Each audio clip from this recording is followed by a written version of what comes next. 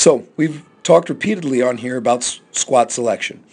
Last time we posted, we showed where the front squat was obviously the superior selection. Today we're going to take you the opposite realm and show you where the back squat becomes the safer, healthier option. The client that we're showing here has been a long-term client here at Breakthrough. When she walked through the door, she had a hard kyphotic posture. When I talk about a hard kyphotic posture, I'm talking about that rounding of the upper back. The other thing that you need to bear in mind when you start talking about kyphosis is not only the rounding of the upper back, but that forward shoulder position that tends to come with it. Now, this client's worked with us for a while, so she's created the necessary thoracic mobility, and we've worked on the scapular retraction patterns to where she can get that back in a good, solid position necessary to squat.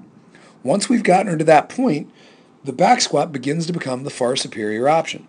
You'll watch as she comes down in the squats here.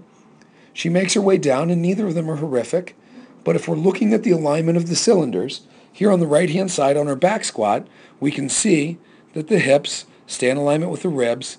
Now, her head's a little bit up, and that's something that we're going to work on. But if you look over here on the left, the hips have started to round out a little bit, and the ribs are still pointed down. So we have that opening. It's not near as safe of a space here at the low back. She's lost her core stability.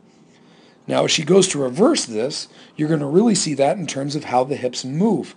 On the left, you'll notice that the client has to shift her way back to where she can get a load on her hips to make a smooth drive up. Whereas on the right, because the cylinders are staying in alignment, she has a nice clean drive straight up through.